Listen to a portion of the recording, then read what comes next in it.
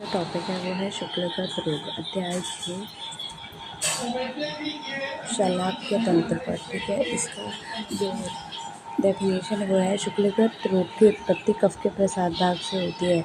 यह पित्तज भाग है। शुक्लगत के 11 रोग होते हैं: प्रस्तारी, शुक्ल, अर्शतज, अर्म, ये तीनों अर्म हैं, और अभिघातज अर्म, स्नायु अर्म, शुक्तिका, अर्जुन, पिष्टिका, सिराजाल, सिरापिंडिका, बला, सग्रतति। वांगभट्ट ने शुक्लगत रोगों की संख्या 13 मानी है। शुक्लार्म, शोणितार्म, प्रस्तारीयार्म, स्यानार्म, अधिकमास अर्म, शुक्तिका, बलास, गिरस्तति, पिष्टिका, सिराउत्पत्त, सिराहर्ष, सिराजाल, अर्जुन और सिरापिंडिका। अर्म है प्रस्तारी अर्म, नेत्र के शुक्ल भाग में फैलती हुई चौड़ी, पतली, लाल वर्ण की तथा नीले वर्ण की रचना को प्रस्तारी अर्म कहते हैं। त्रिदोष साध्य है। जो मांस कोमल, जल्दी बढ़ने वाला, वेदना रहित, फैलने वाला, काले रंग का तथा रक्तयुक्त होता है, इन तीनों को दोषों को से होता है, वह प्रस्तरीय आर्म है। शुक्लार्म, शुक्ल भाग तथा मृदु, श्वेत तथा समान रूप से धीरे धीरे बढ़ने वाली रचना को शुक्लार्म कहते हैं। कफ के कारण शुक्ल भाग को समान रूप से श्वेत वर्ण की देर से बढ़ने वाली मांस की वृद्धि हो जाती है, उसे शुक्लार्म कहते हैं। कफत साध्य है।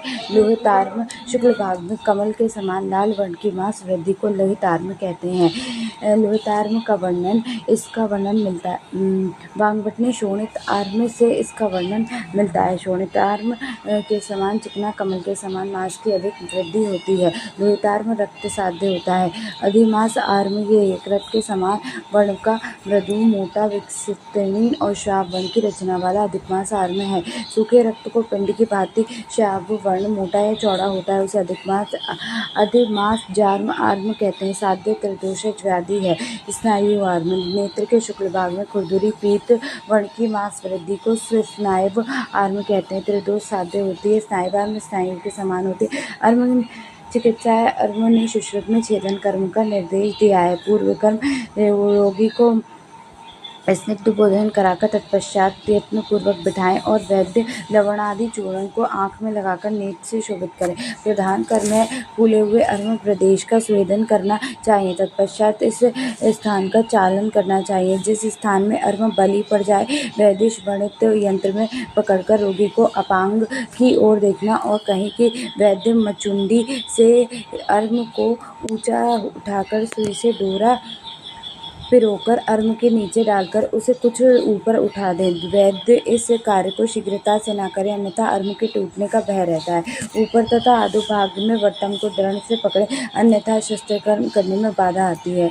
नेत्र गोलक में शिथिल हुए अर्म को 3 बांडिशों में पकड़कर ऊपर उठाकर मंडलाग्र शस्त्र से काट दें। सब ओर से अर्म को विमुक्त होने पर कनिका की ओर लगाकर कनिका का अतिक्रमण न करते हुए अर्म को काट दें। अर्म को पूरी तरीके से काटकर चौथाई भाग शेष रहने दें। ऐसा करने पर नेत्र में कोई द्रव नहीं होता है। कनिकक संधि में छेद होने पर रक्त की अति प्रवृत्ति होती है अथवा नेत्र नाड़ी रोग हो जाता है। हीन मात्रा में अर्म का छेदन करने से उसकी पुनः वृद्धि हो जाती है। पश्चात्कन अर्म का छेदन करने पर बाद में प्रस्तारण करें। यक्षार त्रिकटु लवण के चूर्ण में प्रस्तारण करें। पश्चात नेत्र का स्वेदन कर कुशल वैद्य की कबलिका रखकर पट्टबंधन कर देवे। दोष, ऋतु, बल और काल का ज्ञाता वैद्य जैसा हितकारक हो, वैसा स्नेह को लगाकर व्रण के समान उपचार करें।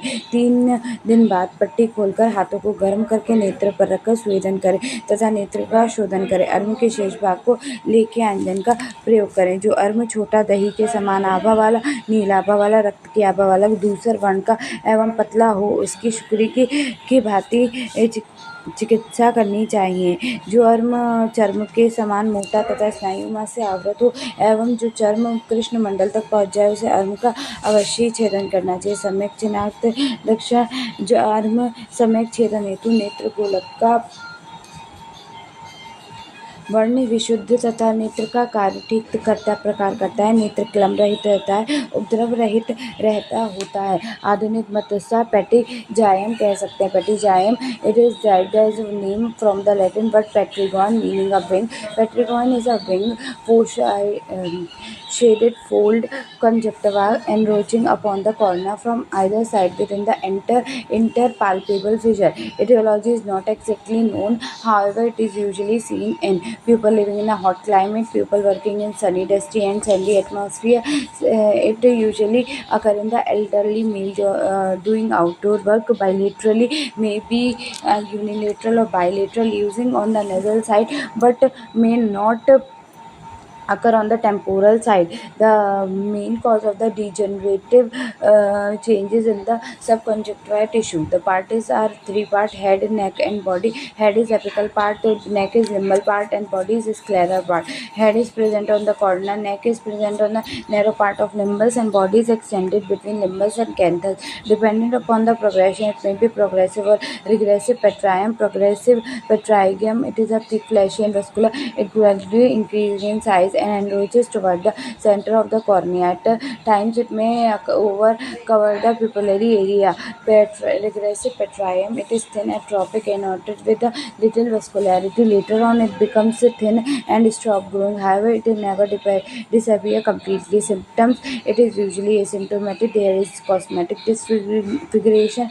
The visual distribution occur when it encroaches the pupillary area. The occasionally diploma due to the inflammation of ocular movement, foreign body sensation and irritation may be present. Sign: triangular enrollment or conjunctiva on the corona and numerous small opacity may lie in front of apex of petrygam. Treatment: no treatment is required unless it is progressing toward the pupillary area. Surgical excision is the only satisfying treatment. Indication include the visual impairment due to the estimation, cosmetic disfiguration, diplopia due to the limitation of ocular movement. It is progressive. It should be excised by one of the following method: the Bell's sclera technique, McReynolds operation, petrinium excision and free conjunctival autograft, the petrygam excision and amniotic membrane transplant, McNerney transplant operation. This apex is freed and turned down with a bulbar conjunctiva and sutured in this position. A scar is left on the corona. Bara sclera technique, excision of petrium with the conjunctiva and keeping the limbus and adjacent scleral area bare. Petrogenium operation with limbial conjunctival autograft. It is the latest and the most effective technique in the management of petrogenium. After giving topical anesthesia, hold head of the petrogenium and direct the apex from the cornea. The main mass of petrogenium is separated from sclera. The tissue is then excised, taking care not to damage underlying medial rectus muscle, and hemostasis is achieved. An episcleral tissue is thoroughly catheterized. A rectangular piece of limbial conjunctiva is dissected from upper temporal area and taken out as a grafted tissue, and this is usually done for the semi-grafted tissue. Is then sutured. Use of fibrin glue to stick to the autograft in place, reducing operating time as well as discomfort associated with such a petrogenium excision and amniotic membrane transplant. Surgical excision with amniotic membrane graft and methionine C 0.02% application may be required in recurrent petrogenium on very large petrogenium. The degenerative progress, the inflammatory process, petrogenium, the degenerative process, and pseudopetrogenium, inflammatory process.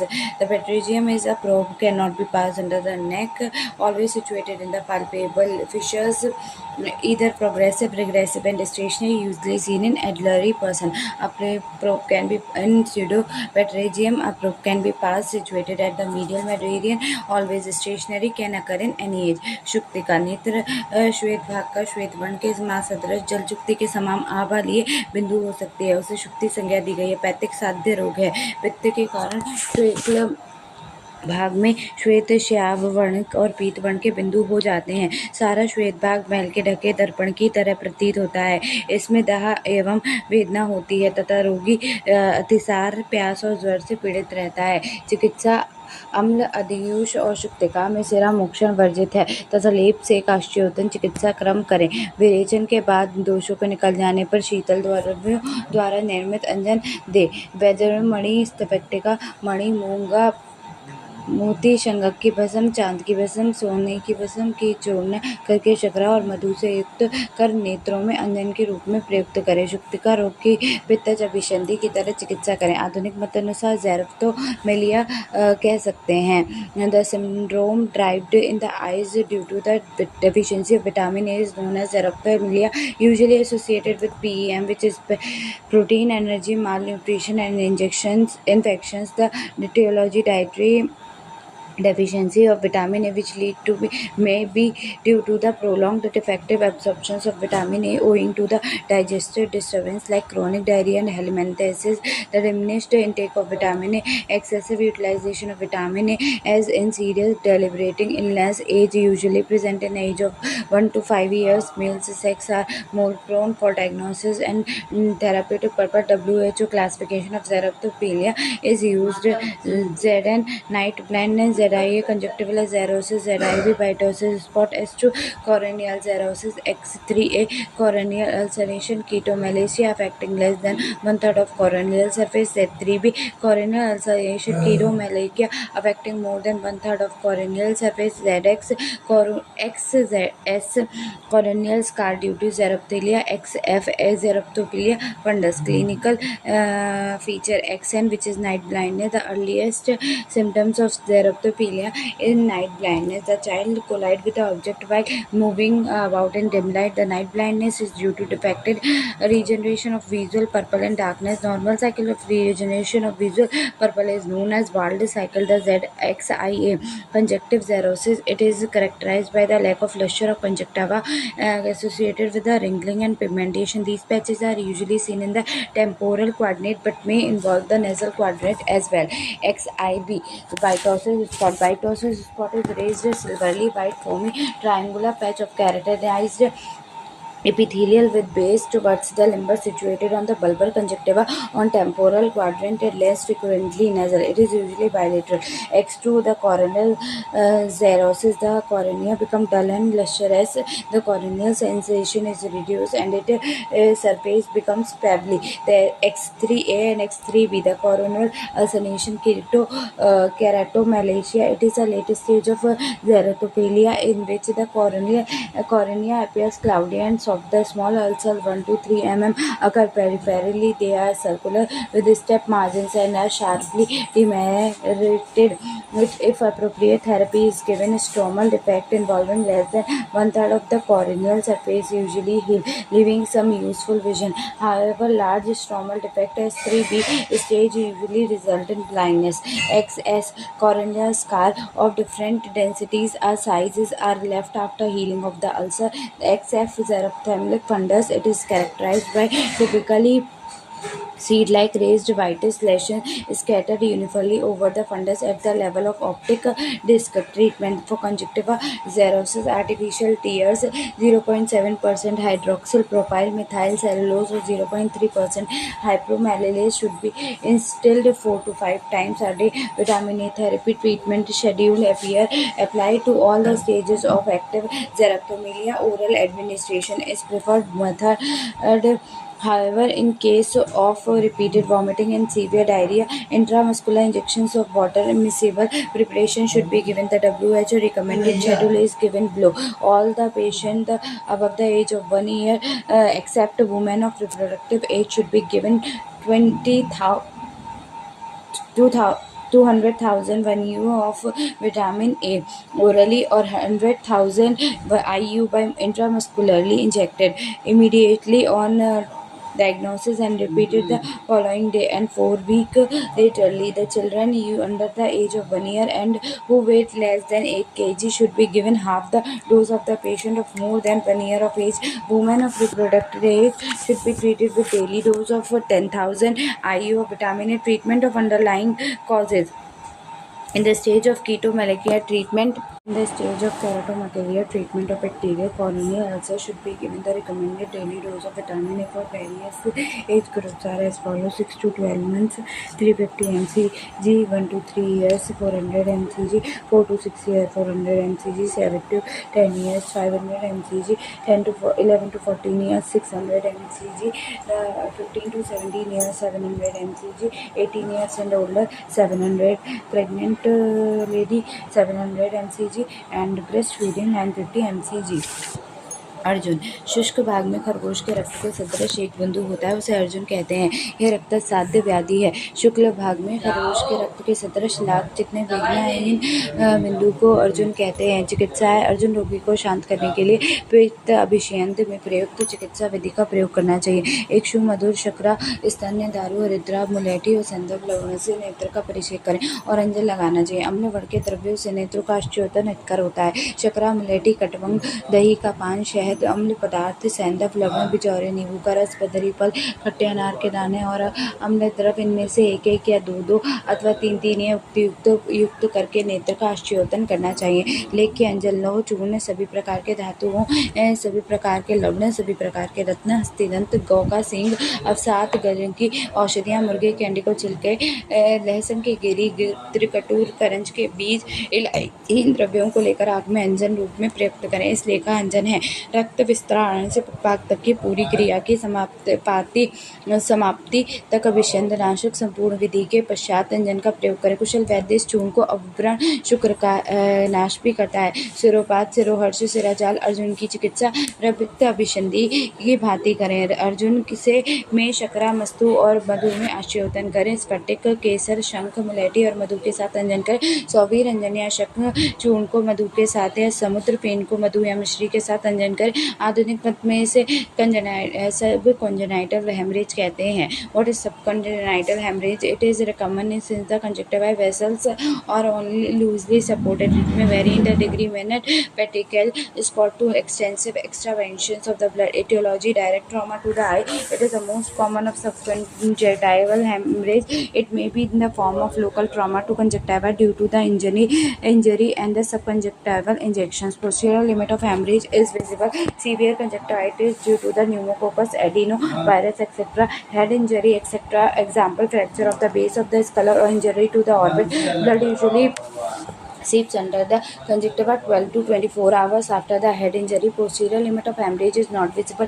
Prolonged pressure on the thorax and abdomen, mechanical straining. Example: whooping cough, vomiting, lifting heavy weight, bleeding disorder. Example: purpurea, hemophilia, scurvy, idiopathy, red eye. Symptoms: red eye. The sign has fresh bright red color, usually visible under the conjunctiva. Causes are at the first it is bright red in color due to the oxyhemoglobin, as it is a constant contact with the atmospheric oxygen.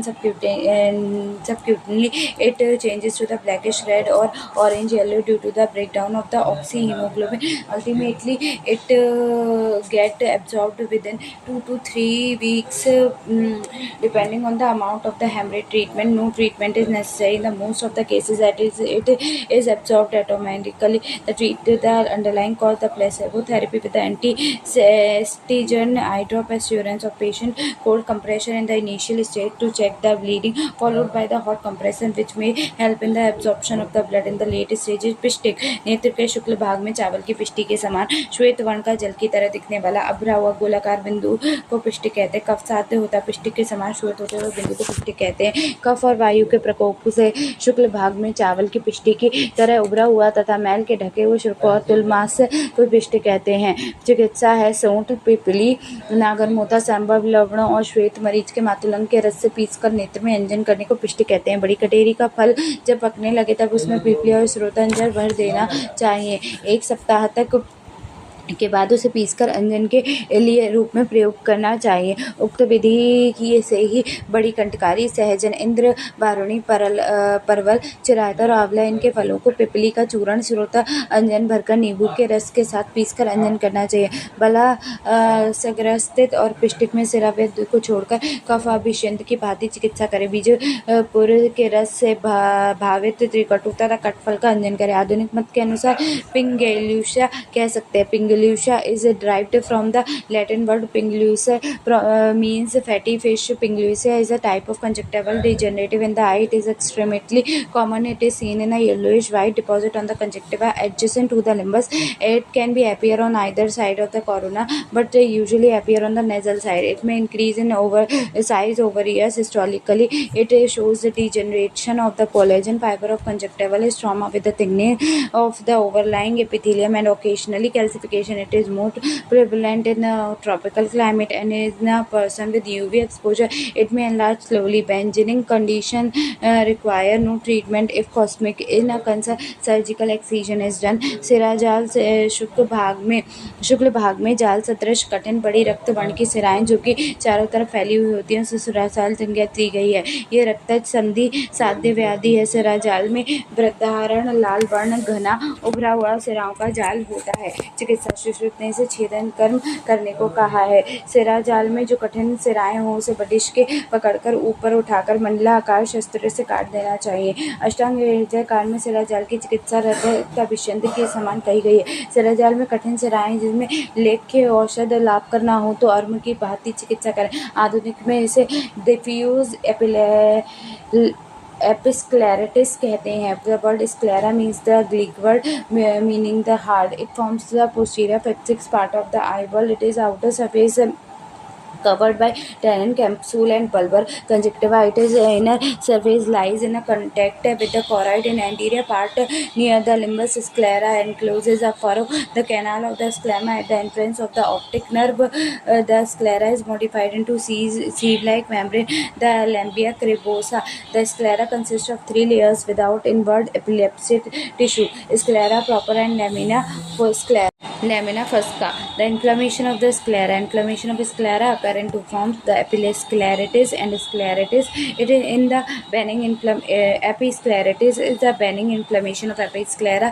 Etiology: idiopathic, most common, an allergic reaction to an endogenous toxin. Example: the tubular or streptococcal, usually associated with a gout of rheumatoid arthritis. Young adult, more in females. Clinical feature: redness, lacrimation, ocular discomfort, foreign body sensation, photophobia. Types: epilepsy manifests in two forms: nodular and diffuse. The nodular epilepsy circumscribed pink nodule 2 to 3 mm away from the limbus. It is hard, tender, immunoglobulin and conjunctiva move freely over the nodule. Diffuse epilepsy. This whole eye may be involved, but maximum inflammation is confined to one or more two quadrant. The treatment: the two condition is self-limited and benign. Topical corticosteroid eye drop installed 2 to 3 hourly. Systematic non-steroid anti-inflammatory drugs such as indomethacin 25 mg 3 times day may be required as in recurrent cases. The Sera Pindica. What is Sera Pindica? नेत्र के शुक्ल भाग में कृष्ण वर्ण के समीप श्वेत वर्ण की पिंडिका निकल आती है जो सिराओं में आवृत रहती है। उनकी संज्ञा सिरा पिंडिका होती है। सन्निपातिज साध्य व्याधि है। नेत्र के कृष्ण भाग में सरसों के समान पिंडिकाएं जो दाह और घर्ष से युक्त हो तथा सिराओं में आवृत हो उसे सिरा पिंडिका कहते हैं। सिरा पिंडिका यदि औषध उपचार से कठिन न हो तो अर्म के समान मंडल आकार शस्त्र से छेदन कर देना चाहिए। सिरा जाल और सिरा पिंडिका में अर्म रोग में वर्णित लेखन द्रव्यों से विधिपूर्वक दोष अनुसार प्रतिसारण करें। आधुनिक पद के अनुसार सामान्य जैसे नोडुलर एपिलेप्सिस के किया जाता है। बलास ग्रस्त नेत्र के श्वेत भाग में जल के बिंदु के समान कांसे की आभा के समान वेदना रहित कठिन ग्रंथि को बलाग्रस्त कहते हैं। ये कफज साध्य रोग है। वेदना रहित शुक्ल मंडल के समान वर्ण युक्त घना कठिन भारी स्निग्ध जल बिंदु के समान दिखाई देने वाले शोथ को बलाग्रस्त कहते हैं। चिकित्सा: बलाग्रस्त में शरीर का शोधन करके अंजन का प्रयोग करें। नील यव अर्थात अर्धपक्व और दुग्ध युक्त शुक्ल धार जौ के लेकर गाय के दूध में भावित कर सुख आकार भस्म कर अंजन रूप में प्रयुक्त करें। आस्फोटक, कपितक, बिल्व, निर्गुंडी पत्र और चमेली के फूल सब समान भाग में मिलाकर जलाएं। इस राख को एक प्रस्थ लेकर 6 गुणा जल में मिलाकर 21 बार छानकर चारोदक को 1 घंटे के लिए निथरने दें। फिर इसे ककड़ी के भर सेक व लवण नीलोत्पो था के रोचन। इनका मिश्रित चूर्ण क्षारोदक से 32 का भाग मिलाकर पकाकर शीशी में भर देवें। फिर इस अंजन को बलाग्रस्त रोग में लोह शलाका या सीसा शलाका द्वारा अंजन रूप में लगाना चाहिए। पड़ित, झलक इत्यादि पुष्प से भी इसी प्रकार क्षारा अंजन का निर्माण कर सकते हैं। अष्टांग हृदयकाल ने बलाग्रस्त की चिकित्सा पिष्टिक के समान बताई है। आधुनिक मत के अनुसार कंजक्टाइवल सिस्ट कह सकते हैं। Cyst of the conjunctiva, implantation cyst, retention and lymphatic implantation cyst may develop from following surgery or injury due to the implantation of conjunctival epithelial cell retention. They occur due to the obstruction of ducts of accessory lacrimal gland of Creusa in the upper fornix. The lymphatic cyst, they are very common and arise due to the dilatation of lymphatic cases. Surgical excision is the treatment. प्रस्तारी अर्म त्रिदोषज छेदन कर्म करते हैं। शुक्लार्म कफज छेदन कर्म, लोहितार्म रक्तज छेदन कर्म करते हैं। अधिक मास जन्म त्रिदोषज छेदन कर्म करते हैं। स्थायु वर्म त्रिदोषज छेदन कर्म करते हैं। शुक्तिका पित्तज है और अशस्त्रकृत है। अर्जुन रक्तज है, अशस्त्रकृत है। पिष्ट कफज है, अशस्त्रकृत है। सिराजाल रक्तज है, छेदन कर्म करते हैं। शिरापिंडिका त्रिदोषज है, छेदन कर्म करते हैं। बलाग्रस्त कफज है, अशस्त्रकृत कर्म करते हैं।